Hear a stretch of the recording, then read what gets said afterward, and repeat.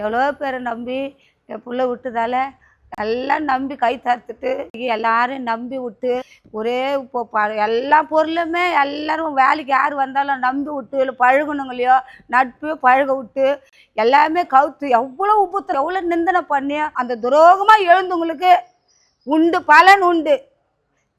ஆண்டவர் வசனம் சொல்கிற மாதிரி என்னை காட்டி கொடுத்துரும் ரெட்டை பங்குன்னு சொல்கிற மாதிரி என் பிள்ளைக்கு யார் எழுந்தாங்களோ அவங்களுக்கு ரெட்டத்தின ஆசீர்வாதம் உண்டுன்னு சொல்லி வீடை கட்டுப்பா வீடை கட்டுன்னு சொன்னேன். வீடை கட்டாத படிக்க இந்த குடோனை நல்லா பெருசு பண்ணி 4 பேருக்கு நல்லா இதுவாக இருக்கலான்னு சொன்னால் இந்த குடோனே இல்லாத படிக்க விரோதமாக எவ்வளோ பேர் எழுந்து என்ன பண்ணுறதுக்கு முடியல. அவ்வளோ ஒரு சூழ்நிலை கட்டத்தில் குடோனை காலி பண்ணிடலான்னு சொல்லி என் மகன் காலி பண்ணுறோம். ஆனால் பணம் எல்லாம் போட்டு எவ்வளோ கடன் போராட்டம் இதுவாறு கூட இருக்கிறவங்களே பல்ல வெட்டி தள்ளிட்ட போல அன்பாக பழகணுங்களே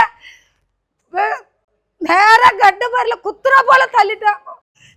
இந்த குடோனை எடுத்துட்டா ஒன்று சம்பாதிச்சது ஒன்றுமே இல்லைன்னு தெரியும். தெரிஞ்சவங்களுக்கு நிறைய பேருக்கு தெரியும், பல்லம் வெட்டி போராடினவங்களுக்கும் தெரியும்.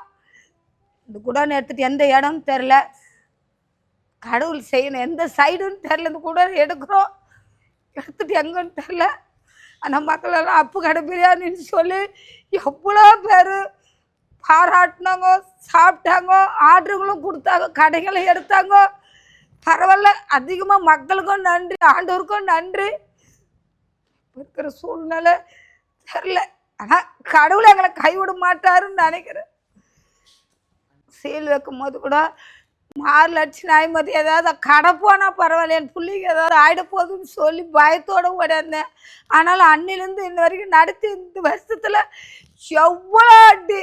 ஆனாலும் எப்படி சொல்கிறதுன்னு தெரில.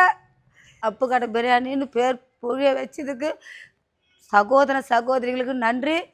ஆனாலும் இந்த குடோனு காலி பண்ணி அடுத்த குடோனுக்கு வந்தால் வருவோம், கர்த்தர் கூட இருக்கிறார் வருவோம்.